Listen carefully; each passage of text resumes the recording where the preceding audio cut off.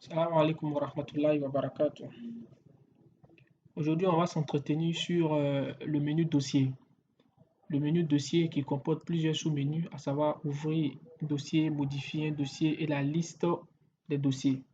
Donc, pour cette formation, nous allons nous attaquer au premier élément qui est ouvrir dossier. Donc, voilà l'interface d'ouverture d'un dossier.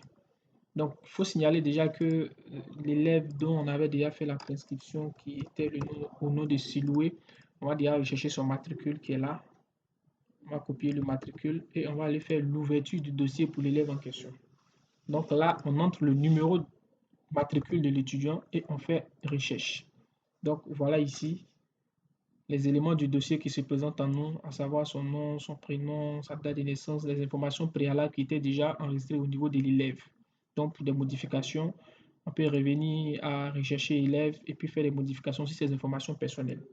Maintenant, le dossier. Il faut noter que l'ouverture de dossier ne veut pas dire que l'étudiant est inscrit. L'étudiant est inscrit que lorsqu'il a fait un paiement des droits d'inscription. Donc, tant que le paiement des droits d'inscription n'est pas encore fait, l'élève est considéré comme un élève qui a fait l'ouverture de dossier mais qui est en attente d'inscription. OK. Donc, pour le renseignement du dossier, on va déjà choisir la classe que l'élève fait. Dans d'autres cas, par exemple, il est au CP1 au niveau de l'arabe. On va aussi choisir la classe qu'il fait en français. Voilà, donc peut-être qu'en français, partie d'exemple, il sera en sixième et il a un statut, par exemple, d'affecté. Donc, voici ici les différentes informations qu'on voit. À ce niveau, on se rend compte que la scolarité est de 35 000 francs au CP1 et par exemple 28 000 lorsqu'il est affecté. On va choisir également s'il redouble en arabe ou bien s'il redouble en français. S'il est boursier, on va préciser. On va aussi joindre à cela une photo d'identité de l'étudiant. Si on n'a pas la photo, on peut charger un élément en format JPEG.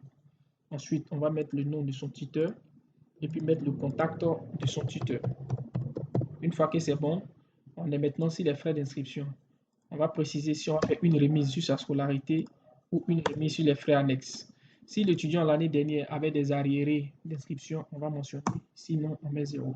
Et on fait afficher le montant pour avoir le montant de la scolarité qui va être pris en compte dans son dossier pour le versement.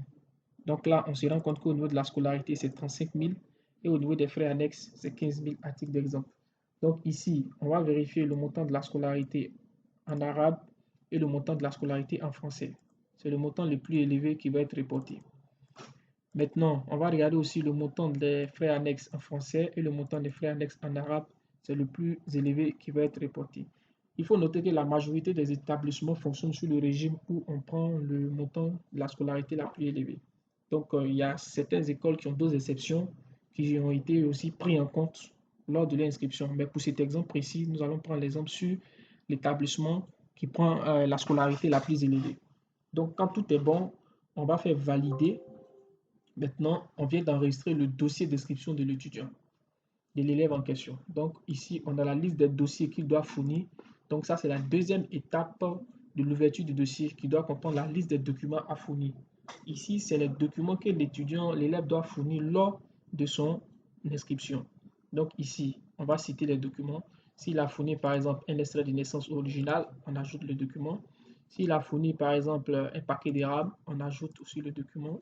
S'il a également envoyé un paquet de RAM ou bien des marqueurs, on ajoute. Mais là, si on veut mettre encore un nouvel extrait, le système nous dit non, oups, que le dossier a été déjà ajouté. On peut également supprimer de la liste des documents à fournir si éventuellement il y a eu une erreur. Il faut noter ici que tant que l'étudiant n'a pas fourni au moins un document, on ne peut pas imprimer sa fiche d'inscription. Donc, une fois que c'est bon, je vais imprimer maintenant la fiche d'inscription de l'étudiant qui va se présenter à nous ici avec toutes les informations qui sont là. Donc, voici les informations sur l'étudiant.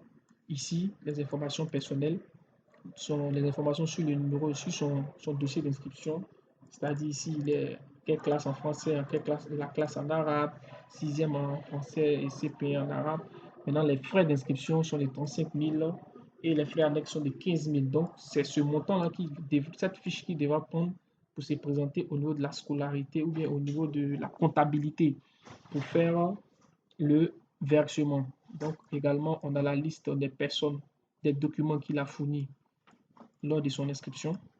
On a aussi les informations sur l'heure, la date et le nom de la personne qui a fait l'ouverture du dossier, ainsi que le code barre aussi, qu'on peut flasher en cas de lecteur de CD et lecteur de code barre. Donc voici un peu récapitulé sa fiche d'inscription. Donc je signale que cette fiche d'inscription ne fait pas office d'inscription, c'est plutôt l'ouverture du dossier. Donc il va prendre cette fiche pour se rendre au niveau de la comptabilité pour faire le paiement des frais d'inscription. Donc pour faire le paiement des frais d'inscription, le numéro d'inscription est très important. Dans notre cas ici, on a 4 fois 0 et 3. Donc c'est ce numéro-là qui va nous permettre de pouvoir faire ça, son versement au niveau de la comptabilité. J'espère qu'on s'est bien compris. Donc je reviens toujours, on était sur le menu dossier, ouverture du dossier. On a mis le numéro de dossier, on a renseigné les informations du dossier. On passe à la deuxième étape qui concerne la liste des dossiers que l'étudiant a fournis. Donc ici, nous allons faire le test.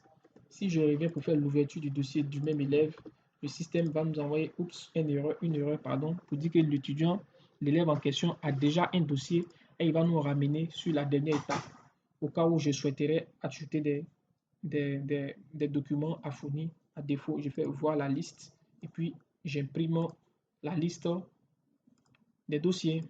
Donc voilà un peu comment l'ouverture du dossier se fait avec notre application. Donc c'était le menu dossier, ouverture du dossier. Sur ce, salam alaikum wa rahmatullahi wa barakatuh.